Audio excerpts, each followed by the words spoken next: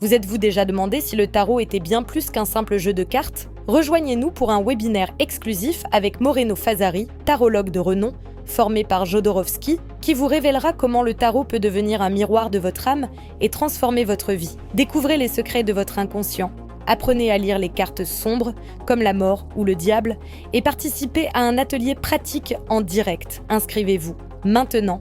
Les places sont limitées. Le lien est dans la description ou en haut à droite de votre écran. Ne ratez pas cette opportunité unique de percer les mystères du tarot. Alors, le coma a été fabuleux, j'ai voyagé, c'était magnifique avec des couleurs. Le coma était fabuleux. C'était incroyable. Ça semble fou d'entendre ça comme ça. J'étais dans les plaines, les prairies de Yellowstone, dans le Montana, avec des montagnes et je voyais l'herbe. Et l'air caressait l'herbe et je sentais les brins d'herbe comme si c'était ma peau, les poils sur la peau qui étaient caressés par l'air. Comme si donc j'étais l'herbe, le vent, les montagnes, le ciel. Il y avait toutes les... Comment dire ça, le temps passait très vite. Je voyais le coucher de soleil, le lever du soleil, la nuit, le jour, dans des couleurs irréelles. Mais même ça, c'était magnifique, c'était magique, mais c'est même pas ça qui m'a le plus marqué. Ce qui m'a marqué, c'était avant c'était justement le passage de Amy, où tout était noir, mais d'un noir éblouissant.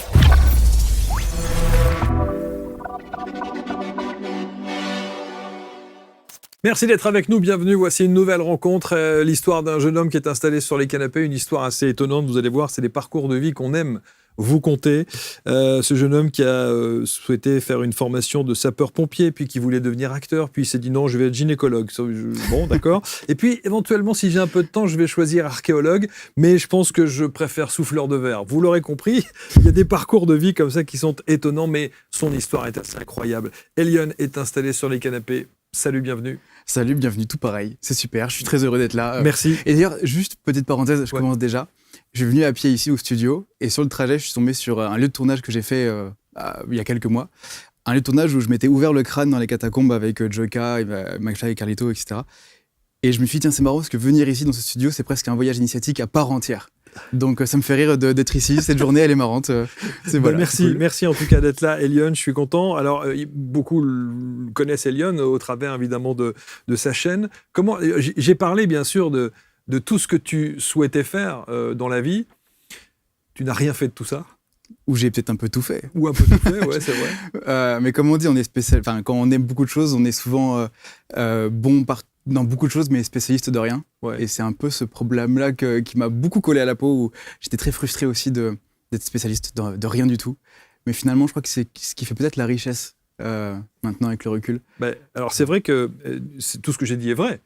Ah, complètement. Entre le fait de vouloir être gynécologue, surtout archéologue, souffleur de verre et tout, c'est incroyable. C'est-à-dire qu'en fait, vous avez croisé dans votre vie sans doute des situations avec des gens qui étaient au cœur de ces métiers, et puis vous vous êtes dit à ce moment-là, je veux faire ça, c'est ça? Pas tant. Non. Pas tant. Archéologue, je faisais des trous dans mon jardin, ça me passionnait, j'avais vu peut-être un bouquin. D'ailleurs, à un moment, j'ai fait un trou, tout d'un coup, il y avait un vide. Je mets ma main dedans, j'avais très peur des araignées, etc. à ce moment-là, donc j'avais très peur de mettre la main dedans. Tout d'un coup, c'est très doux, je fais c'est bizarre. Et je ressors un os et j'ai déterré ma chienne des années plus tard. Et j'avais pas percuté que c'était ma chienne. Et je fais regarde papa, maman, j'ai découvert, j'ai un crâne dans ma main, je sais pas ce que c'est génial, c'est génial. Et ils ont dit mais c'est abominable ce que tu fais là. C'est ça. Il y a eu ça, il y a eu, je sais pas moi, gynécologue, j'avais vu beaucoup. Enfin, je lisais beaucoup quand j'étais à Médiathèque, quand j'étais en primaire, parce que c'était primaire ça, un gynécologue. Et j'étais passionné par la vie, la reproduction, par la beauté de cette magie-là. Et en fait, comme beaucoup de choses, alors je papillonne beaucoup, mais une fois que je me suis accroché à une feuille, je me prends de passion et je m'accroche à ça longtemps. Quoi. Jusqu'à écrire. Jusqu'à écrire avec ce livre qui est incroyable, ce que le silence m'a confié. Et alors, déjà, rien que sur le titre, le silence n'est pas le silence. Le silence dit beaucoup. Ah oui. Il se passe beaucoup de choses dans le silence. Complètement. Et moi, j'ai appris ça. Ah oui? J'ai appris ça il n'y a pas si longtemps que ça. Enfin, moi, j'ai grandi avec une première carrière à la radio où le silence est sans doute la pire des choses. Bien sûr. Le blanc, qui fait que là. Or, quand on est en plateau comme ça et qu'on est filmé, le silence est extraordinaire. Il se passe des choses dans des regards, dans des situations où, lorsqu'on ne parle pas, on est tout de suite happé par ce silence. Et ce silence dit bien plus que des mots qu'on pourrait avoir dans un échange ou une conversation. Ah bah je te rejoins complètement là-dessus. Et c'est vrai que j'avais cette vie tout feu tout flamme jusqu'à présent. C'est pareil, j'ai passé le truc des pompiers parce que j'ai mis feu à mon jardin. Enfin bref, il s'est passé 1000 trucs dans cette petite vie que j'ai eue pour l'instant déjà. Ouais. Mais j'étais toujours dans l'action, dans faire des choses, des projets. Et le silence m'angoissait beaucoup. Je suis quelqu'un, quand on part en vacances, les vacances m'emmerdent. Je m'ennuie. Et en fait, à chaque fois, j'ai envie de créer quelque chose, de faire un truc nouveau, de faire quelque chose, quoi, un truc créatif. Et donc ce silence-là m'angoissait beaucoup. Et depuis cette hospitalisation que j'ai vécue il y a quelques mois à peine, on va en parler, ça a radicalement changé ma vision de la vie, complètement. Fameux 6 avril 2025. Bon, on va voir ça.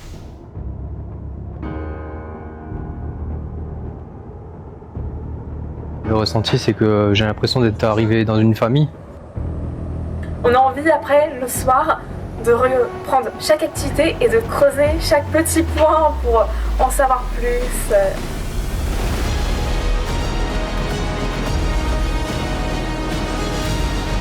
Dans le dernier exercice, en plus, il y a des mots qui sont ressortis d'harmonie.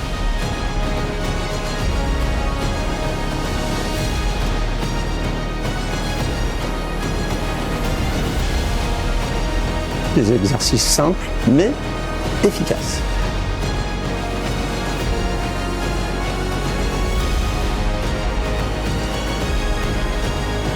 On sent qu'il y a une belle communauté, beaucoup de bienveillance. Mais j'écoute beaucoup mes ressentis aujourd'hui. Donc ça m'a envoyé ici. J'avais 2 choix. Le premier s'est annulé, le deuxième il est encore mieux.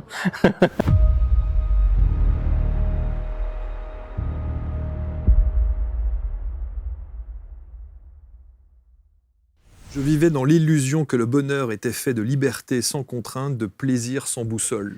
Il est sympa cet auteur. C'est bien dit, hein. Ah oui, il a un petit côté poète quand même, hein. À ses heures perdues. À ses heures perdues, ouais. Oui, bah... Le bonheur, c'était une illusion ? On court après, on sait que ça existe, on en parle tout le temps. Et en fait, on l'est pas tant, ou sinon c'est très bref. Et oui, cette voie-là de la passion, je me suis beaucoup accroché à la passion pour faire des choses avec le cœur. Mais je crois que c'était juste... on veut tous être heureux finalement. Enfin, c'est la quête de toutes les vies. Est-ce que vous l'êtes aujourd'hui ? Alors, ça me fait rire parce que j'ai regardé une émission de cette émission ABC Talk avant de venir. Et ça parlait d'être aligné avec je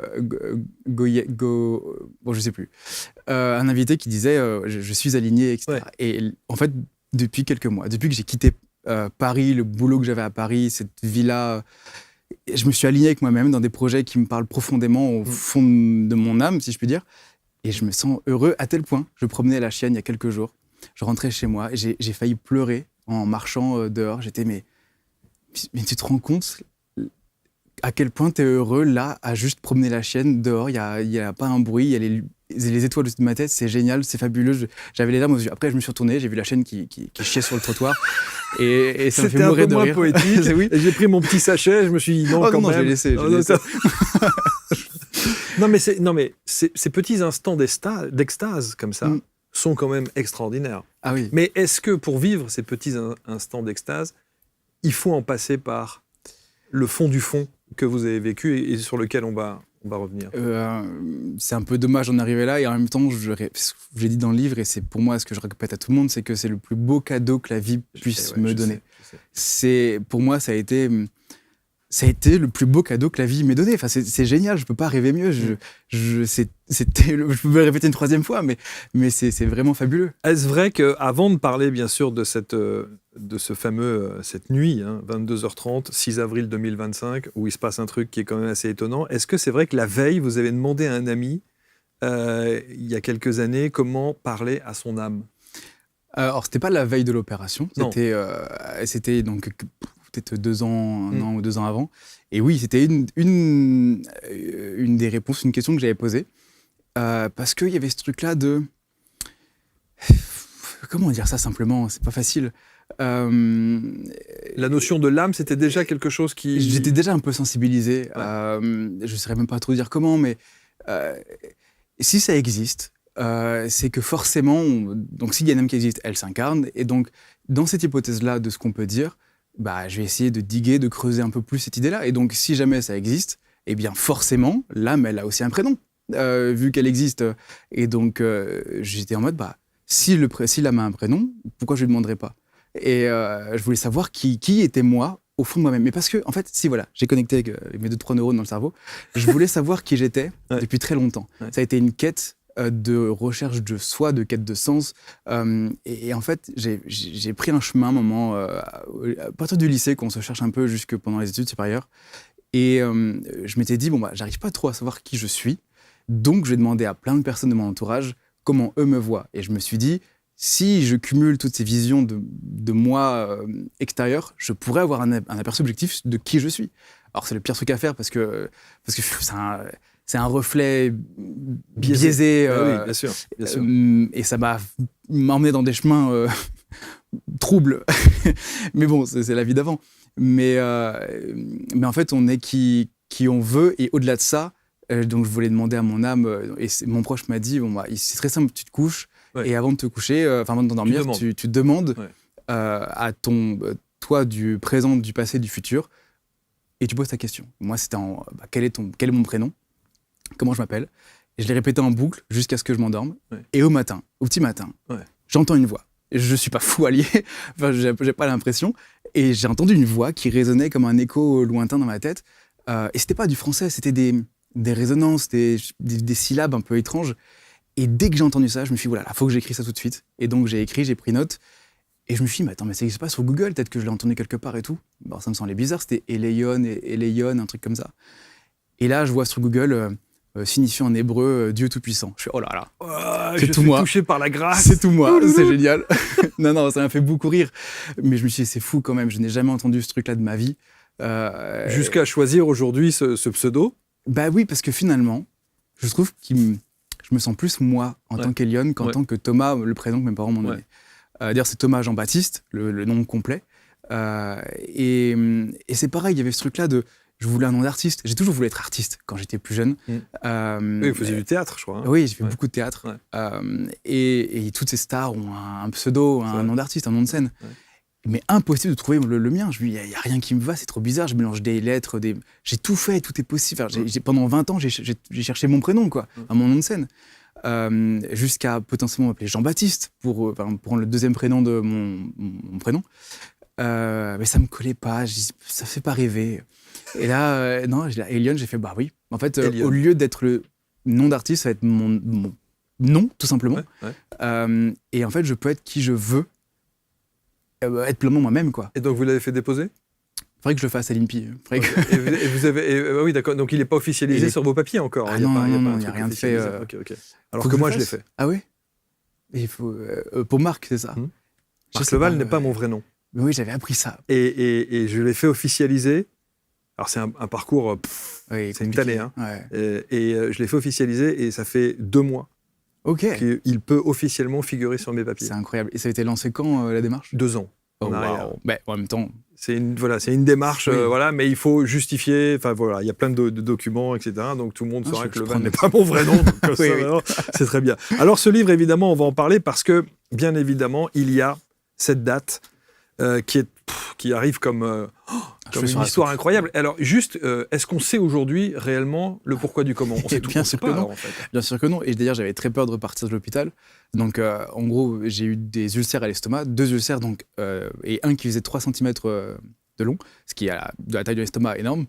Ils ont cru que je me droguais, mais pas droguer, genre des petites drogues, cocaïne ou je sais pas quoi. Ils ont cru que je me piquais. C'était un truc vraiment sérieux. Et en fait, non, ils savent pas. Et ils m'ont relâché dans la nature en mode, faites attention à ce qui peut être allergène comme aliment, mais on ne sait pas trop quoi vous dire. Incroyable. Et donc, j'avais peur de manger. Après être sorti de l'hôpital, à tout moment, ça peut revenir, quoi. Et depuis, là, je suis repassé sur le Pidia il y a un mois et demi, enfin en septembre. Et en fait, c'est comme s'il n'y avait jamais rien eu, quoi. Et donc, ça cicatrise très bien. Incroyable de ne pas savoir comme ça. Donc, effectivement, il y a cette nuit, il est 22h30, le 6 avril 2025. Et là, vous vous sentez mal jusqu'à vomir du sang, évidemment. Vous vous retrouvez, vous allez vous réfugier. D'ailleurs, je crois que vous allez demander de l'aide à nos amis... du SAMU? Non, Carlito. Oui. En fait, j'habitais à côté du studio. Pour faire un petit passif sur mon activité. Donc, j'étais vidéaste pour McFly Carlito. pendant quelques années. Qui sont des youtubeurs Exactement, assez influents. c'est ça. Ouais. Et donc, comme c'est un métier, c'est un mode de vie plus qu'un métier, de bosser dans l'audiovisuel, toi-même tu sais, et bien mon appartement était à côté du studio. Comme ça, je pouvais y aller facilement. Et ça est arrivé à 22h30, minuit, j'ai laissé passer 1h30 du matin. Et la dame du SAMU me dit « Prenez un coca pour digérer, pour aider à digérer ». Moi, je me suis dit « Je suis pas médecin, je vais écouter, mais j'ai pas de coca chez moi, j'ai pas de frigo ». Par contre, il y a un frigo dans le studio de McFly et Carlito qui est à 8 minutes à pied, 7 minutes à pied, je crois, je dis précisément, de chez moi. Donc, je me rhabille, j'enlève mon pyjama, je me rhabille, je vais dans la rue, je croise personne, je commence à avoir envie de vomir, ça reprend et tout, et j'arrive au studio. Je vomis dans les toilettes du sang, encore une fois, et je ne prends pas de coca. Là, pour le coup, je rappelle directement le SAMU pour aller à l'hôpital, mais j'ai pas pris de coca, finalement. Je me suis plus sérieux. Oh oui, oui. Heureusement, aujourd'hui, sans doute avec le recul. Ouais. Donc, évidemment, hémorragie digestive foudroyante. C'est ouais. comme ça qu'il diagnostique le truc, en fait, sans vraiment Sans diagnostic, pourquoi. non. Et alors, il n'y avait pas de signe avant-coureur, il n'y avait rien de tout ça. J'étais très fatigué, mais comme une fatigue après une courte nuit. Enfin, je suis pas très fatigué, quoi. J'étais vraiment extrêmement fatigué, c'est tout. Et par contre, je n'ai jamais eu mal. Même à l'hôpital, je n'ai jamais eu mal. Je crachais du sang, j'ai perdu 3,5 litres de sang. C'est gigantesque. Incroyable. Je n'ai pas eu mal une seule seconde. C'était même d'ailleurs le truc le plus agréable. Pas de coma. Si. Ah si. Coma. Non, pas de EMI, c'est ça, je comprends. Si. Vous avez fait une EMI ? J'ai fait, je crois bien. J'ai fait une EMI, c'était juste avant le coma, justement. Donc ils m'ont plongé dans le coma, un coma artificiel. Mais juste avant, donc c'était à 7h30 du matin. Et là, je commence à avoir une nouvelle envie de cracher du sang. Ça me demande une énergie folle de rassembler, de me redresser, de vomir, quoi. Et en me réallongeant, je ferme les yeux et là, je me sens léger. Je commence à sentir des petits picotements dans chaque bout de membre, dans tout mon corps, à me sentir tellement léger que je commence à flotter. Et je commence à voir plein de voir pas avec les yeux, mais de voir avec le cœur. C'est très niais de dire ça, mais de voir, de ressentir. Et c'est très niais. C'est vrai que c'est très abstrait. Hein. Mais c'est compliqué. Avec le cœur, comme quand les gens disent il faut ressentir avec le cœur. Oui, t'as une solution, un mode oui, d'emploi. C'est ça. C'est quoi le 1, le 2, le 3 voilà, c'est quoi le process. Mais c'est comme, je sais pas comment dire ça, c'est comme si on fait un saut en parachute. C'est compliqué d'expliquer à quelqu'un le ressenti. Quelqu'un qui n'a jamais sauté dans le vide peut pas comprendre le ressenti. Là, c'est pareil. Genre, je dis pas aux gens qu'il faut faire une EMI et mourir pour voir ce que c'est. Mais par contre, je peux expliquer avec plein de mots, mais les mots sont trop petits pour englober tout le sens, tout le ressenti que j'ai pu avoir. En tout cas, plénitude. Un amour. Bonheur, amour et tout. Conditionnel. Ouais. Et ma famille n'était pas suffisant pour me rattacher à la vie. Pas que je voulais partir, c'est que je voulais pas revenir, quoi. J'étais bien, en plus j'étais en train de réaliser un documentaire sur ma famille à ce moment-là, qui était pas du tout fini. Et même ça, je me suis dit, c'est pas grave parce que l'intention même d'avoir voulu commencer ce projet est peut-être plus important que de finir le projet. Parce que ça marquera les esprits de mes proches pour dire que par amour, j'ai voulu rassembler, j'ai voulu relier, etc. Et finalement, le fait de pas aller au bout du projet, c'est pas grave. Et donc, il y a tout un truc de revenir à l'essence, d'enlever le superficiel. Et il y a un truc de tout le superficiel s'est évaporé dans ma vie, mais comme ça. Pareil, j'avais plein de petites zones d'ombre dans mon esprit, de souvenirs, de choses où je suis pas forcément fier, de trucs, des zones d'ombre dans la tête, dans les souvenirs. Tout ça s'est révélé d'être hyper superficiel finalement. Il y a eu un truc de prise de conscience, c'est que finalement, le fait de prendre sur soi, sur ses épaules, de porter le poids de regrets, de mauvais choix, de mauvaises décisions, etc., finalement, c'est ça, purger sa peine. C'est le fait de porter tous les jours sur ses épaules ces zones d'ombre. Et là, le fait d'avoir entendu, parce que c'était avec ma voix, mais c'était pas moi qui parlais, j'entendais ma voix de quelqu'un d'autre, bizarrement dit comme ça, mais qui disait « Non, tu as purgé ta peine, maintenant tu peux repartir plus léger, plus librement. Et donc, non, pour moi, ça a été fabuleux. Je demande toujours à ceux qui ont vécu les EMI ou qui sont dans ces comas profonds d'essayer de décrire avec des mots. Et je sais que c'est sans doute l'exercice le plus difficile. On a enregistré une émission juste avant où quelqu'un avait vécu la même chose et il me disait « Mais moi, je suis dans une espèce dans une dimension très wattée. » très lumineuse, très calme, très posée, et je vois tout ce qui se passe en bas, et je vois la situation, et je vois mon corps, et je me vois, et je vois les gens s'affairer, je vois les médecins, je vois les urgences, etc. Est-ce que ça a été ça pour vous? Je crois que c'était un mélange d'hyper-conscience, sans être vraiment là non plus, parce qu'on est dans 1000 lieux à la fois. Une très grande sensibilité, une très grande conscience. C'est ça qui est fou, c'est qu'il faut imaginer, j'ai 3,5 litres de sang en moins, je suis atomisé de fatigue, et pourtant j'avais l'impression d'être plus vivant que jamais. Et c'est ça qui est fou. Je me souviens de chaque détail. Je me souviens de l'infirmier ou soignant, je ne sais pas trop comment le catégoriser, l'appeler. Il essayait d'enlever mon lacet sur la chaussure de gauche. Et il galérait, il avait fait un nœud avec mes lacets. Mais je suis désolé, j'aimerais enlever le nœud à ta place. Je peux pas, celui-là, je suis bloqué avec le truc à oxygène sur la bouche. Je peux pas, mais je me souviens de ça. Je me souviens de la médecin à ma droite qui répétait chaque étape de ça c'est prêt, ça c'est prêt, ça c'est prêt. Maintenant on peut faire ça. Je me souviens, tout était en même temps. Je me souviens de celui-ci de ma tête qui dit je ne l'endors pas tant que tout n'est pas prêt de votre côté. Enfin, je me souviens de tous ces gens qui s'affairaient. Mais ça, on pourrait imaginer que c'est un état de conscience, parce que vous n'êtes pas dans cette EMI à ce moment-là. On pourrait très bien dire, il l'entend parce qu'il est en train de vivre la situation. Oui, mais c'est un truc, c'est tellement conscient. Ouais. C'est que j'ai chaque détail visuel, j'ai les visages en tête. C'est ça. Alors que vous êtes dans le coma. J'étais pas encore. Pas encore. J'étais pas encore, mais par contre, c'était, même sans parler de coma, etc., c'est que c'est bizarrement là où, dans le corps, j'étais plus conscient que là, tout de suite, dans l'émission. Enfin, j'étais plus vivant qu'avant. Sinon, le coma a été fabuleux. J'ai voyagé, c'était magnifique avec des couleurs. Le coma était fabuleux. C'était incroyable. Ça semble fou d'entendre ça comme ça. J'étais dans les plaines, les prairies de Yellowstone, dans le Montana, avec des montagnes, et je voyais l'herbe.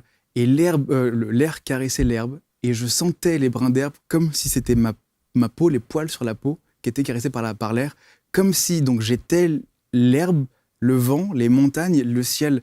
Il y avait toutes les... comment dire ça, le temps passait très vite. Je voyais le coucher de soleil, le lever du soleil, la nuit, le jour, dans des couleurs irréelles. Mais même ça, c'était magnifique, c'était magique, mais c'est même pas ça qui m'a le plus marqué. Ce qui m'a marqué, c'était avant c'était justement le passage de Amy, où tout était noir, mais d'un noir éblouissant. Ça n'a aucun sens de dire ça. Mais le noir était éblouissant, et c'est là où j'ai eu toutes ces révélations de revenir à l'essentiel, l'environnement, la marque de tisane. On en a parlé rapidement. Mais toutes les révélations, toutes les choses, tout ce que j'ai entendu, c'était avant le coma. C'était dans ce passage-là où j'ai quitté un peu mon corps, un peu une partie de moi, quoi. Et cette rencontre avec la forme, celle que vous appelez la forme de connaissance pure. Ah ouais. Dire c'est marrant parce que je suis en train d'écrire un autre bouquin, il y a d'autres projets en parallèle, et j'ai appelé ça Acopri, d'où la maison d'édition qui publie le livre, édition Acopri. Et ce qui est drôle, je fais une petite aparté, mais Acopri, j'ai inventé ce mot, alors qu'il est inspiré de langage égyptien, etc., il y a 2 ans. J'avais pas du tout pensé un jour faire une EMI, d'être hospitalisé, etc. Et j'avais déjà ce truc-là, j'avais écrit sur l'âme, sur la pureté de l'onde, mais parce que ça me plaisait, ça me faisait rire d'écrire ça. Et 2 ans plus tard, en fait, je l'ai vécu, cette Acopri, cette onde, cette pureté d'amour. Mais en fait, l'amour est un mot conteneur qui rassemble tellement de choses. On n'a pas de mots dans le langage qui explique. C'est pour ça que c'est toujours très difficile de décrire les choses ou de mettre, évidemment, mais c'est aussi important d'expliquer à ceux qui nous regardent ce que tous ceux qui ont vécu les EMI, qui se sont retrouvés dans des comas profonds, des choses comme ça, disent à quel point le décrire avec des mots terrestres est un exercice extrêmement difficile. Et en même temps, c'est... Pour moi, du coup, je le vis comme ça, et ça rend la vie simple, c'est que je vois l'amour partout, justement. C'est ça. Et vous dites, les erreurs s'effacent, les ambitions superficielles disparaissent, seul reste l'amour donné et reçu. Il en tire une grande sagesse, donc ça c'est vous. Vivre n'est pas expérimenter, c'est partager avec amour. Ah oui. Et il y a ce truc-là de expérimenter. Je disais, j'ai pas envie de mourir con. J'ai envie de faire plein d'expériences, j'ai envie de tout faire, tout vivre, tout expérimenter. Je me suis pris des murs, j'ai fait des rencontres particulières, et tout ça, pourquoi finalement ? Je voulais vivre, et finalement, en voulant vivre, c'est peut-être ça qui m'a précipité à l'hôpital. C'est que on se dit, tiens, j'ai envie de vivre. Comment dire ça ? j'ai envie de monter l'Everest, j'ai envie de faire des choses comme ça. Mais oui, pour te sentir vivant, ok. Tu vois, par exemple, sauter en parachute, c'était pour me sentir vivant que j'avais fait ça.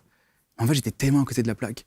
Ce qui était important, c'était pas de sauter en parachute, mais potentiellement, peut-être de sauter en parachute avec quelqu'un, de partager le moment avec quelqu'un qui m'est cher, d'être dans le partage, dans la création de souvenirs, dans l'amour, le partager l'amour, tout simplement, quoi. Et c'est ça qui est important. Et j'étais complètement passé à côté de ça. Et vous dites, quand vous êtes à l'hôpital, c'est que quand vous revenez ensuite, il y a des sensations extraordinaires. Rien que le simple fait de prendre une douche. Ah ouais. Ah, c'était mon petit moment de bonheur. Rien que ça. Mais on bizarrement, sous-estime ça quand on est vivant, quoi. boire, c'était fabuleux. Boire, ouais. Oui, parce que vous mangez qu'au bout de 6 semaines, je crois. Hein. Non, beaucoup moins, 6 jours. Oh là là. 6 jours. 6 jours. Tant pour moi. J'ai perdu un peu de poids, mais... Exact. Le premier repas, c'est 6 jours. C'est 6 jours. Ouais. Non, la douche, pareil, c'était bizarre parce que je prends la douche, mais je faisais pas que prendre une douche. J'entendais le ruisseau dans la douche. C'est que j'essaie de remettre du sens dans ce que je fais, dans les décisions que je prends, dans ce que je vis. Et partout, je sais pas comment dire ça. Par exemple, il n'y a pas si longtemps, je faisais du jardinage dans mon jardin. J'aurais pu prendre, je sais pas moi, un truc mécanique à moteur pour faire des trous dans le jardin ou m'aider pour faire du jardinage, une tronçonneuse ou je sais pas quoi. Là, j'ai voulu tout faire à la main. Donc je faisais des trous à la pioche, à la pelle, etc. J'allais beaucoup plus lentement, mais j'allais peut-être dans le rythme de la nature. Et j'avais pas besoin d'aller plus vite. Incroyable ça. Et je prenais le temps de faire les choses. Et de ressentir. De ressentir, d'être dans le silence. Ce incroyable silence. Et soudainement, il y a un petit rouge-gorge qui est arrivé à côté de la terre que j'avais retourné.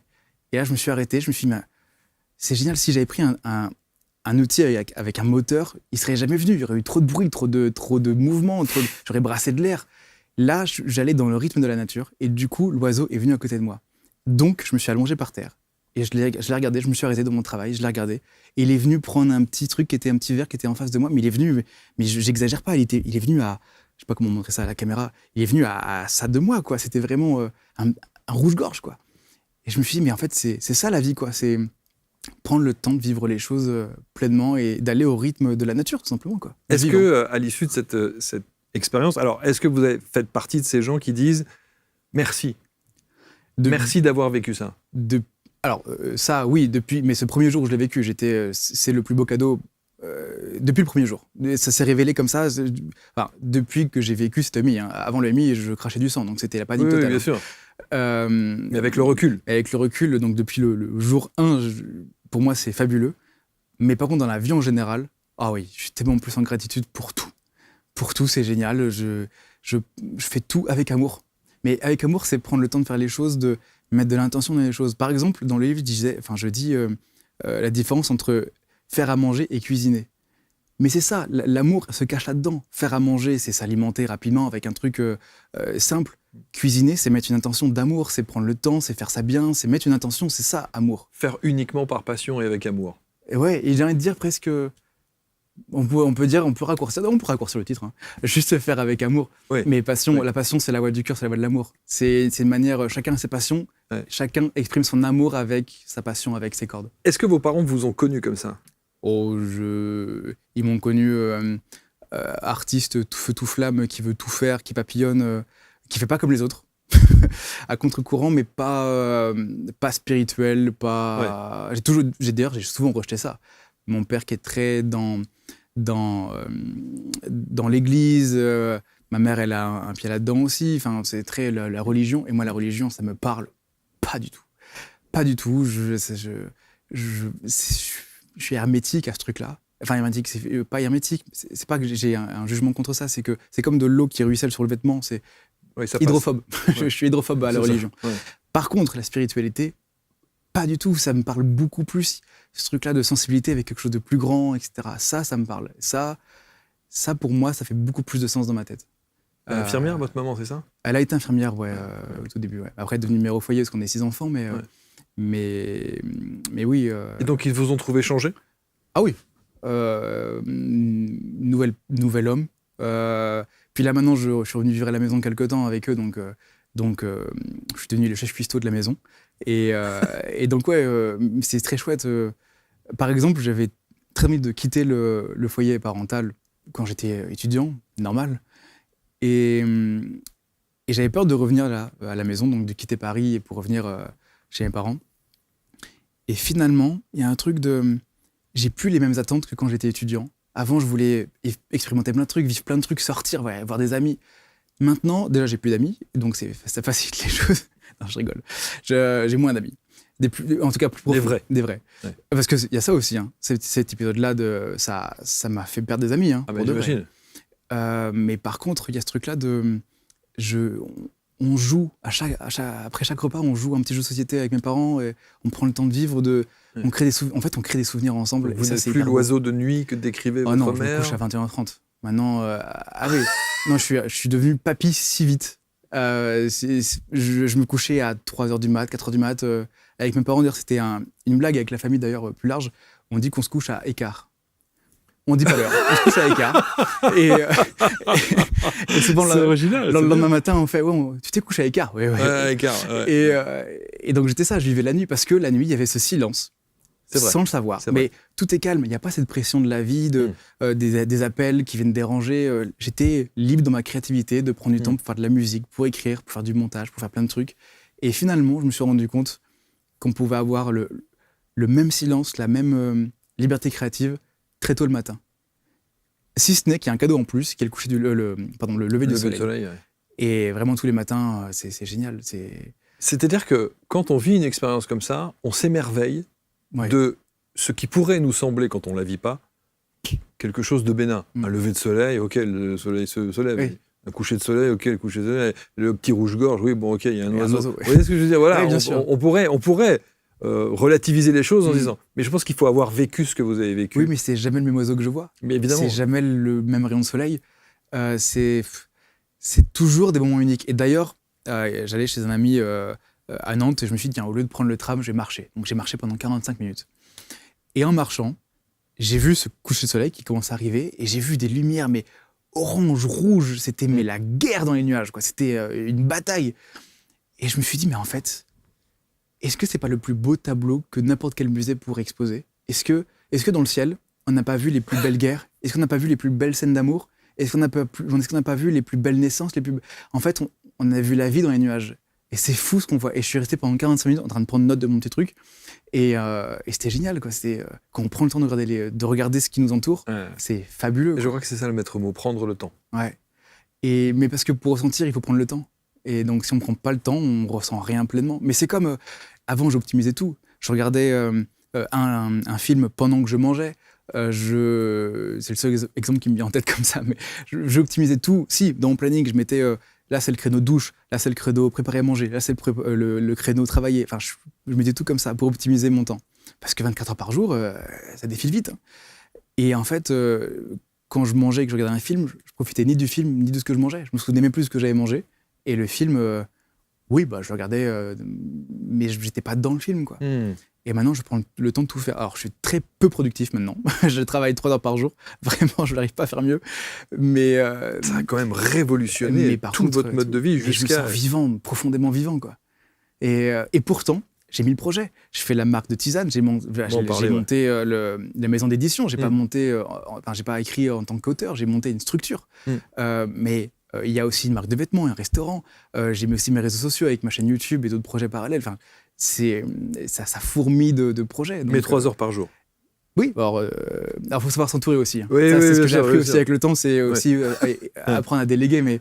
Mais ouais, je me sens profondément vivant, quoi. La sexualité. Ouais. Alors, vous parlez de la sexualité et vous dites que y a cette espèce de... Quand vous vous réveillez de toute cette situation de coma, une espèce de pulsion érotique et vous dites que vous ressentez l'amour sous un nouvel angle. Ouais.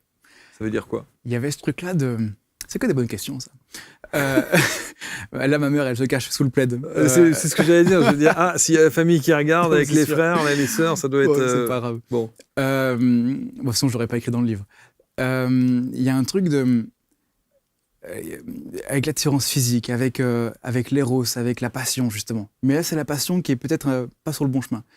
Parce que vivre avec passion, c'est bien quand ça vient, quand c'est un amour qu'on exprime, mais être dans la passion, être passionnel dans le fait de vivre des choses passionnément, c'est dans le trop-plein. Et le trop-plein, c'est jamais bon. Les extrêmes sont jamais bons. Mais par contre, dans ce truc-là de la sexualité, c'était que c'était un petit diable sur mon épaule, la sexualité, ce côté-là d'être attiré, attiré par la chair, attiré par l'émotion. Il y a aussi les sentiments, enfin, comment dire ça, il y a des gens dans ce qui dégage, au-delà de la beauté physique, ils dégagent aussi quelque chose qui peuvent être érotiques aussi. Et en fait, j'étais détaché de ce truc-là. Je me suis dit, mais en fait, est-ce que déjà, la sexualité ne serait pas une manière de rendre hommage à l'incarnation? Le fait de déjà pouvoir avoir du plaisir de la chair ou se donner du plaisir avec la chair, est-ce que déjà c'est pas une manière de se dire oh tiens, je suis profondément vivant, c'est comme un petit cadeau de la terre quand on s'incarne, un truc oui, bah je peux dire ça autrement, c'est rendre hommage au fait d'être vivant, d'être incarné, et puis d'être une connexion au ciel, quoi. Par exemple, je sais pas, non, j'ai donné un exemple sexuel, mais c'est pas du tout la place. C'est pas évident comme question. On peut tout dire. Non, mais parce que ce qui est intéressant, c'est que vous dites le sexe ne rend pas heureux, mais donne du plaisir quand il est vécu dignement. Mais quand il est vécu avec cette intention d'amour profond pour pas la personne, mais ce qui fait la personne, pour ce qu'il y a dans la carapace de la personne. Ce serait mentir aux gens de dire que j'ai pas fait des plans cul. Bon, disons, mettons la barre sur les T et les points sur les I. Bien sûr. Mais c'était nul. C'était nul. C'est vide. Un morceau de steak, c'est terrible, affreux. Alors que être dans la rencontre, être dans le partage humain, d'être dans le partage, je donne un peu de moi, tu donnes un peu de toi, et il y a une symbiose là-dedans, un échange, et c'est super. Le sexe est superficiel dans la chair, c'est ce que vous évoquez, mais c'est une connexion au ciel lorsqu'il puise dans l'esprit. Exactement, il y a un truc de... Donc je rends hommage au vivant, au fait d'être incarné, et quand je vis des moments comme ça, maintenant, je me dis, tiens, je suis connecté au ciel à ce moment-là, je suis connecté à ces âmes, à ces énergies-là, et en plus, je partage ça avec quelqu'un, ou pas, et c'est qu'un bonus finalement. Mais même tout seul, je me dis, tiens, c'est fou, quoi. Et avec les étoiles et tout, c'est super. La vie est belle, je sais pas, c'est super. Mais en fait, il est en lévitation. Oui, voilà. Moi, je suis même pas assis, là. C'est pas il y a un petit espace sous mes fesses, là. Il est sur coussin d'air, H24. Voilà, là, il est en lévitation. Mais en tout cas, ça a changé considérablement votre vie au point de vous dire, j'ai une mission de vie. En fait, il y a un truc qui est rigolo, mais c'est que des parenthèses, ce que je dis finalement. Mais j'ai vu une médium après mon EMI et deux voyantes. J'ai tout fait d'un coup. Et cette médium-là, avant que j'arrive, donc, elle avait déjà écrit des choses sur son papier. Et elle avait souligné en grand, avant qu'on se connaisse, on ne s'était jamais vu. Hein. Elle avait marqué a une mission pour l'humanité, veut aider l'humanité. Souligné 2 fois, encadré, etc. Et ça me faisait rire parce que depuis tout petit, j'ai ce truc-là de je ne suis pas sur cette terre pour être une poussière. Et je me souviens, je me suis dit ça mot pour mot quand j'étais au collège.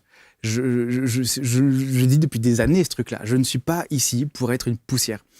Je voulais pas simplement qu'on retienne mon histoire ou moi, ma personne, je m'en fiche de ça. C'est que je veux aider l'humanité à avancer, à l'améliorer. Et d'ailleurs, tiens, je vais le dire officiellement ici, en écrivant d'autres choses pour un prochain livre, je me suis dit, c'est fou, il manque un mot pour dire ça, pour progresser de manière vertueuse. Le progrès, ça peut très bien être négatif. On a beau voir ce qu'on fait pour le progrès, finalement, c'est pas toujours positif. Et l'évolution, c'est pas si positif que ça. Il n'y a aucun mot qui parle de progresser vers quelque chose de bienveillant et vertueux. Alors, quel est le vôtre ? L'évoltisme. J'évoltise. Évoltiser. Je note. Et donc, évoltisme. Oui, l'évoltisme. J'évoltise. Enfin, évoltiser, quoi. Et je suis bien. L'évoltisme. Excellent. Bah, il manque un mot. Alors, pourquoi pas le créer ? Et donc j'évoltise en ce moment. Et il y a ce truc-là je savais que je voulais pas être une poussière pour l'humanité, parce que je voulais la faire évoluer positivement, faire avancer, améliorer ce qu'il y a à améliorer dans la société, faire avancer vers le mieux, quoi. Mais c'était une sensation, mais comment concrétiser ce truc-là ? C'est vague au possible. Bien sûr, c'est abyssal même, au secours. Et donc, c'est pour ça que j'ai été, je ne sais pas, pompier. C'était une manière d'aider les gens. Mais en fait, je ne me réalisais pas là-dedans. En plus, après, je voulais être acteur, donc faire des films. On peut transmettre des intentions, des choses, des messages dans les films. Mais en même temps, moi, je suis un petit mec pas de la campagne, mais enfin, c'est pas une grande ville non plus. Le cinéma, c'est lunaire comme truc. Donc, je me suis dit, je vais quand même y aller, on sait jamais. Donc, comme je connaissais personne dans l'audiovisuel, je me suis filmé moi-même, et c'est comme ça que j'ai appris, que je suis rentré dans l'audiovisuel. Et donc, j'ai fait un peu ça, mais en même temps, ça m'a emmené dans YouTube. YouTube, j'étais un technicien, mais c'est très bien, mais je me réalise pas non plus là-dedans. J'ai pas l'impression d'accomplir ma mission de vie, quoi. Et en fait, avec cette EMI, il y a eu cette révélation de la tisane. Oh bah tiens, on y est. C'était ce truc-là, et qui pareil, qui semble, même moi, ça m'a fait rire quand j'ai entendu ce truc-là. C'est pour réaliser, en tout cas, comme première pierre à l'édifice, pour réaliser ta mission de vie, il faut que tu fasses une marque de tisane. Me voilà ça bien. Paraît... Non, mais si c'est ça qui change la face du monde, allons-y. Prenons des tisanes. Pourquoi pas. Et jusqu'au nom et tout, vous avez trouvé tout. Tout, Délenen, tout est plat, c'est ça. Et ça, c'est déposé. Délenen est déposé, le nom. Il y avait un truc j'ai pas vu juste vendre des sachets de tisane. Ça, je m'en fous. C'est très secondaire de vendre des sachets. Par contre, j'ai eu toute la révélation. J'ai vu des images de ce qui allait pas médiumniser, pas en tant que visionnaire, mais de ce qui pouvait se passer en faisant ces sachets de tisane. Parce qu'à travers ce truc-là, je pouvais déjà guérir le corps et l'esprit. Et dans toute cette mode actuelle où tous ces créateurs de contenu sur le web font des boissons énergisantes ou des produits comme ça, oui, c'est super, mais tu pourris la planète, le corps des consommateurs, tu fais ça pour le bise, très bien. Et là, c'est une manière aussi donc, de guérir le corps et l'esprit avec quelque chose de sain, mais sain pour le corps, pour la planète aussi, de redévelopper le territoire local. Il y a plein de choses qu'on fait déjà à côté de chez nous. Et pourquoi on ne mettrait pas en place de manière plus en avant, quoi. Et pareil, tous ces arboristes, c'est des puits sans fin, à connaissance. C'est passionnant de discuter avec ces gens-là.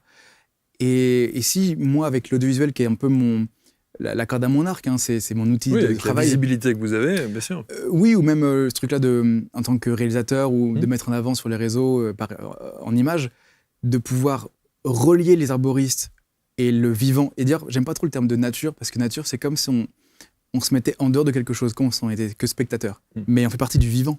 Et je préfère parler du vivant en règle générale. Et donc, si je pouvais relier les consommateurs avec ces arboristes qui connaissent tellement de choses aux plantes et aux vivants, en fait, c'est une manière de aussi pouvoir aider l'humanité à être plus en harmonie, avec le vivant. Et en fait, c'est ça ma mission. Et ça, tout ça, vous le percevez pendant votre EMI? Non, mais moi, ça a duré... C'est le message qu'on vous... Non, mais il faut imaginer que le EMI a duré peut-être 3 secondes. Oui, non, mais... Mais j'ai vu tellement de choses. Et j'ai vu tout ça. Et donc, c'était remettre le vivant sur le devant de la scène, le territoire local aussi, de reconnecter les gens entre eux par amour, mais amour avec le vivant, pour pas le mettre de côté avec la nature dont on en parle.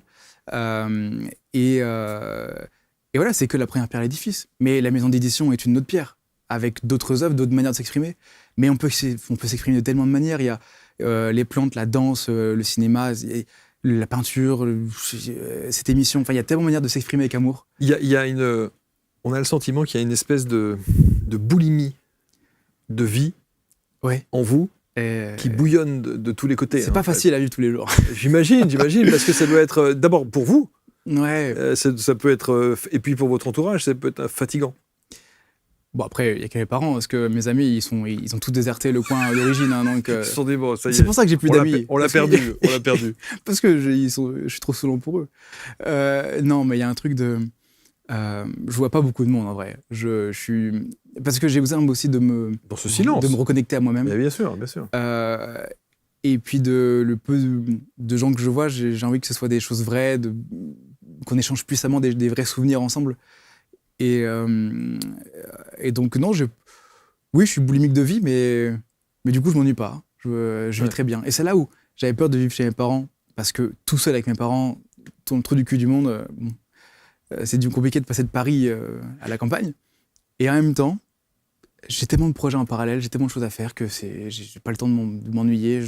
Quand je me couche, je m'endors comme ça. Bon, cette marque de tisane alors, qui s'appelle Délenen. Délenen, elle sort en 2026 ? Ouais, courant 2026. J'essaie de tout faire pour qu'elle sorte en printemps 2026. Ok. Donc elle est produite en local Oui. Et d'ailleurs, plus je resserre l'étau.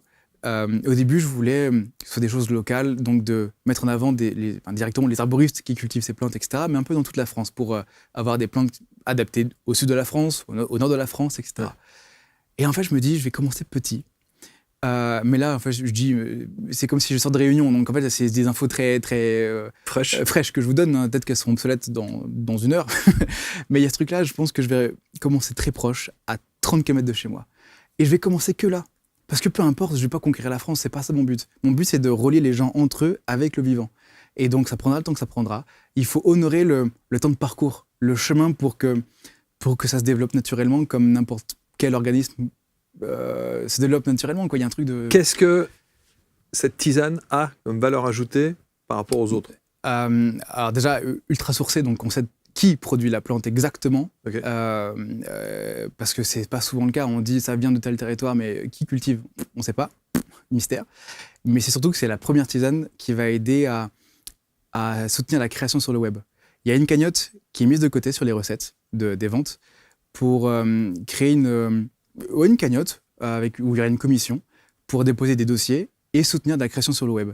Parce que je vois tous ces créateurs qui n'ont pas forcément l'audimat ou les finances. Et qui ont du talent. Et qui ont du talent. Enfin, c'est pas parce qu'on a une petite voix qui ne donne pas qu'on n'a rien à dire. Et je veux donner la parole à tous ces gens-là, comme j'aurais aimé qu'on me donne la parole à moi aussi quand j'étais plus jeune, ou même maintenant d'ailleurs. Et parce que aussi, je suis témoin, parce que je suis dans le YouTube game depuis quelques années maintenant, un peu en coulisses, mais en bossant avec Squeezie, McFly Carlito, Joka, Inoxtag, etc. C'est que des noms qui sont populaires pour les jeunes aujourd'hui. Très populaires. Bien sûr, et je les connais tous. Hein. Et je vois très bien comment fonctionne ce milieu-là de YouTube et du web en général. Et je vois tous ces placements de produits, de marques qui, en vrai, s'en fichent un peu des consommateurs. Ils veulent juste vendre leurs produits. Et ils profitent des influenceurs parce qu'ils ont une communauté, et les influenceurs s'en foutent des marques. Ils acceptent parce que ça fait du pognon pour les payer. C'est comme la télé. Et ça me rend fou d'être témoin de ce truc-là. Et que ce soit très malsain comme fonctionnement. C'est pas le web qui est malsain. D'ailleurs, c'est la télé non plus. C'est le fonctionnement en interne.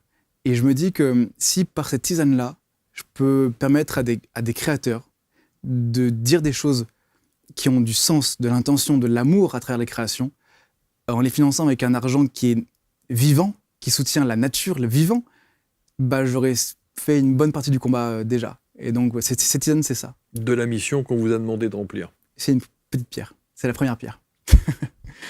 Voilà. Il y a du boulot, hein. Ah oui, mais bon. Parce que la jungle YouTube, elle est quand même. Bien sûr, mais je suis pas là pour conquérir le monde. Moi, je fais ça à mon niveau. Et puis, il y a un truc où je me dis, je vois tous ces gens qui se révoltent, qui manifestent, qui se battent contre des lois, contre des choses qui font contre la nature, etc. Buvez des tisanes, ça va vous calmer. Déjà, dehors, c'était une idée reçue. Il y a des tisanes qui boostent beaucoup. Bon, d'accord. Et parce qu'en fait, j'ai déjà un podcast en parallèle qui est basé autour de la tisane, et c'est souvent l'idée reçue qui est annoncée. Ouais. Mais au-delà de ça, non, je vois beaucoup de gens qui dépensent beaucoup d'énergie à aller contre. Mais moi, j'en ai marre de ça. J'en ai marre de brasser de l'air pour rien. Je préfère dépenser mon énergie pour construire des choses, avec amour, passion, bienveillance. Et je me dis, peut-être que je suis un peu, qu'on appelle ça rêveur, utopiste. Utopiste. Mais je me dis que le bien tire le bien. Et je me dis que si un projet est réellement vertueux et réellement bienveillant, forcément, il attirera des gens qui veulent, comme un aimant, qui veulent participer à ce truc-là, qui veulent soutenir, qui veulent faire partie de ce monde-là. Et moi, je m'accroche à ça. Je me dis, je préfère faire des choses alignées avec moi-même pour le bien général et qui aiment me suivre. Et après, le reste, on peut vivre chacun, pas de notre côté, mais on peut vivre ensemble, chacun avec nos valeurs, nos idées. C'est pas mal. Je me dis, voilà, si je fais mon truc de mon côté, le bien attire le bien, et je m'accroche à ça. Bravo. Et je ne sais pas de quelle manière, mais moi, je vais vous aider. Ah, bon, c'est très Je vais vous aider, et je vais vous aider. j'ai pas la possibilité de révolutionner aussi les choses, mais on essaie sur ABC de faire avancer un peu le Schrimblick, comme on dit, mais on a des studios. Ouais. Et si ces créateurs que vous allez soutenir ont besoin d'une infrastructure avec des studios, C'est très chouette. eh ben on les met à disposition aussi. Ce Je pense serait super. eh ben, allons-y. Moi, je fais. Bah, allez, Super, faisons ça. c'est super. Merci Ok. beaucoup pour cette On proposition. fait ça, et on étudie les choses Bien et on sûr, bien voit sûr. comment... Parce que je pense qu'il y a effectivement des tas de gens, et je fais aussi partie de ces gens qui auraient aimé être soutenus à un Mhm. moment donné, et qui ne seraient pas là à galérer aussi, parce que, voilà, ABC existe, mais ça s'est fait aussi... Oui, les j'imagine bien, forceps. bien sûr. Mais voilà, on y est. Bon, en tout cas, c'est vraiment... bravo. Moi, je trouve que la transformation... alors, je reviens sur Thomas, mais la transformation du Thomas, elle est... ouf. Elle doit être déstabilisante quand même, ne serait-ce pour votre famille, et voir un peu le... Complètement. Et d'ailleurs, il me demandait est-ce que tu veux qu'on t'appelle Thomas ou Elion ou je sais pas quoi. Et c'est ça, ouais. Et moi, je suis en mode faites comme, comme vous voulez. le Ouais. sentez. En tout cas, vous vibrez plus avec Elion. En fait, il y a un truc de. Je mets pas. C'est complémentaire. C'est pas l'un ou Ouais, l'autre. ouais. C'est que Thomas, c'est pour moi le petit enfant. C'est quelqu'un d'hypersensible, très timide. Et je suis très timide en vrai, faut pas croire. Très introverti. Et Elion est peut-être cette personne en moi qui a plus de courage, qui va vers l'avant, qui est persévérant, qui ose. La personne que j'aimerais être. Et les deux cohabitent ensemble. C'est pas un truc de développement de personnalité. On a souvent plusieurs caractères, plusieurs casquettes en fonction des gens qu'on côtoie dans la vie de tous les jours, etc. Et là, c'est ce truc-là. Et les deux, je cultive les deux. Le côté sensible et le côté utopiste. Est-ce que vous cherchez à retrouver ce silence? À tous les jours. C'est pas le combat, parce qu'un combat, c'est très péjoratif, mais c'est ma mission de tous les jours. C'est super. Au travers quoi? La méditation? Par exemple, tiens, c'est un peu intéressant de dire ça comme info. Il n'y a pas longtemps, je suis tombé là-dessus. Je me souviens plus du nom de la personne qui avait émis cette idée-là, mais comme quoi on avait plusieurs corps dans notre personnalité, plus dans notre nous. Il y a le corps physique, donc c'est notre corps physique. Le corps mental, c'est notre réflexion, le cerveau, la conscience, le travail. Le corps émotionnel, donc le lien avec les gens, le sentimental, et le corps spirituel. Donc, c'est pas forcément religion, c'est le côté plus grand que soi, etc. Et elle disait, cette personne-là, que pour un équilibre un peu parfait d'ailleurs, en harmonie, c'est bien d'avoir, il me semble, 40% de son temps dans la journée ou dans la semaine qui sert pour le corps physique, mais le sommeil fait partie du corps physique. Manger fait partie du corps physique. Prendre sa douche, c'est prendre soin de soi, c'est le corps physique. C'est 30% de temps pour le mental, donc travailler, réfléchir, etc. 20% pour le corps émotionnel et 10% pour le corps spirituel. Et je me suis dit, tiens, ces pourcentages-là, si je les mettais en exécution dans ma journée, en heures. Il se trouve que moi, j'ai besoin de 7h45 de sommeil. C'est très précis, mais j'ai calculé comme ça, et c'est très précis, c'est toujours comme ça. Il aime les quarts d'heure, en fait. Oui. Il se couche au quart d'heure, Ah oui. C'est 7h45, il y a toujours le dernier quart d'heure, on ne sait pas pourquoi. C'est pour voilà. équilibrer. Ouais. Donc, il y a ce truc, je mets ça en place, et donc je prends le temps, par exemple, le matin, je prends une demi-heure pour me réveiller. Je suis dans mon lit, je m'étire, je respire, je suis là, c'est super. Je profite de la vie, je vois les étoiles, c'est super. Enfin, les étoiles, pas le matin, mais en tout cas, je suis au studio d'un Velux, alors je vois le ciel. Ensuite, je prends 1h30 pour prendre mon petit déjeuner, m'habiller tranquillement et tout. Ensuite, je travaille pendant 3h30, 4h. Après, je fais à manger et tout. L'après-midi, je peux prendre mon chien, mais quand je prends mon chien, je peux très bien à la fois stimuler mon corps physique en me promenant le chien et en même temps être en corps spirituel pour faire partie du vivant, ou alors réfléchir, être encore mental. On peut cumuler plusieurs corps ensemble. Et de fait, depuis que j'ai mis ça en place, donc tous mes corps-là différents en pourcentage mis dans ma journée, je me sens puissamment harmonieux, en harmonie dans ma vie, aligné, et il n'y a pas de frustration de fin de journée de « Ah, j'ai trop travaillé, j'aurais dû faire ça », ou « Tiens, il y a un déséquilibre », ou je sais pas. Là, je suis comblé partout, et je m'endors tous les soirs dans mon lit, comme ça, parce que je me sens hyper heureux, accompli et aligné, quoi. Et c'est super comme truc. Donc voilà, Bravo. c'est un petit Non, mais c'est hack de vie. génial. Non, mais Mais- je trouve, mettons ça en application.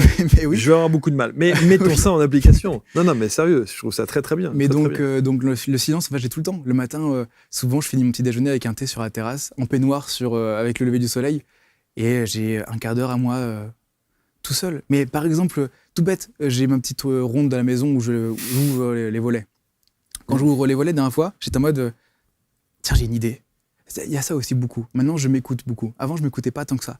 Maintenant, j'ai pas mal d'idées, de pulsions créatives, de choses, des idées qui viennent. Et je les écris directement.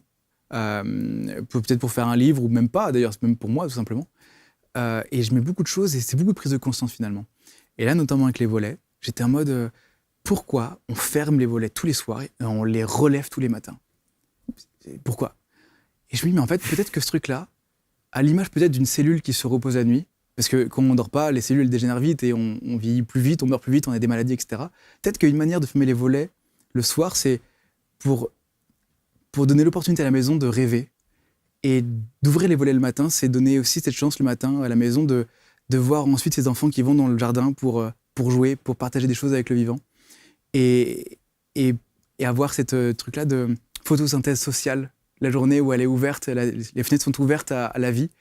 Et le soir, c'est une maison plus calme, qui dort, qui se souvient, qui se remémore. Et je me dis, tiens, il y a plein d'idées comme ça qui me viennent dans la vie de tous les jours, mais le silence, on l'a partout. Enfin, en ouvrant les volets, en prenant son petit déjeuner, en marchant dans la rue.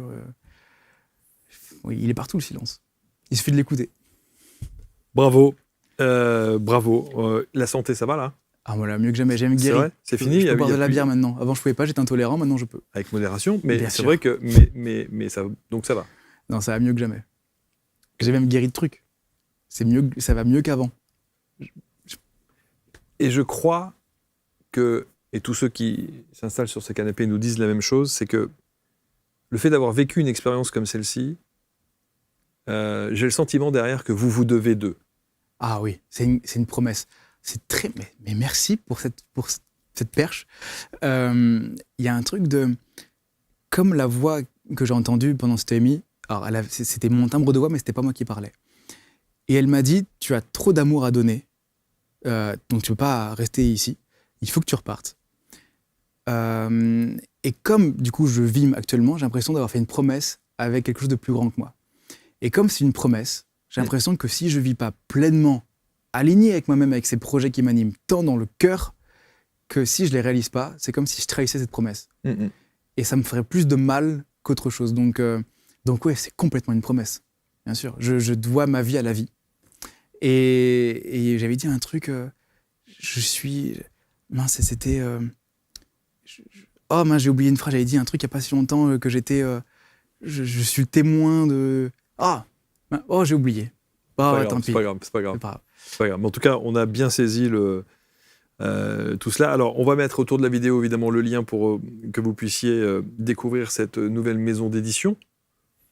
Et je vais essayer de sortir déjà ce livre-là, je vais déjà le Déjà sortir celui-là. correctement. Ouais, déjà, c'est bien. Il y en a d'autres qui arriveront en 2026 et après. Acopri, c'est ça? Acopri, Acopri, c'est ça. Acopri. Qui vient de... C'est bien de Ak et Kopri, voilà, deux mots égyptiens. Acopri. Exactement. Mais qui veulent dire, c'est avec le Dieu qui fait le passage vers l'au-delà, l'âme, et cette partie un peu d'éther qui est l'éther, cette âme qui flotte, c'est Kopri, il me semble. Et donc, voilà, ça vient de là. Bon, TikTok, YouTube, Insta, vous êtes partout. Je suis partout. Bravo. Autant Moi, je dis, que je peux. Bravo. J'étais ravi en tout cas de cette belle rencontre. Bravo pour ce que vous êtes, bravo pour ce que vous faites, bravo pour ce que vous vous autorisez à être, bravo pour ce que vous vous permettez d'être. Ça fait beaucoup de bravo. Ouais, c'est bien. Je vais Non, mais rougir. c'est vachement bien. Moi, Merci beaucoup. je suis admiratif de ça. Et en même temps, je me dis aussi que ça va pas être simple sur ce plan terrestre, quoi. Il va falloir y aller, quoi. Mais si j'ai choisi cette vie, c'est pas pour rien. Bien sûr, sans doute. Donc, Mais oui, je sans suis doute, prêt à affronter évidemment. cette vie. Évidemment. Merci beaucoup, en tout cas. Merci merci, Elione. Vous l'invitation. commentez avec bienveillance, comme toujours. Évidemment, vous partagez. On vous met tous les liens qui vous permettent évidemment de suivre l'actualité, de boulotter les tisanes et de les boire comme il se doit dès 2026.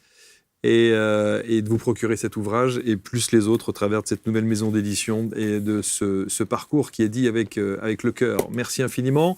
Prenez soin de vous, évidemment, et on se retrouve très vite pour une prochaine rencontre. À très bientôt, merci.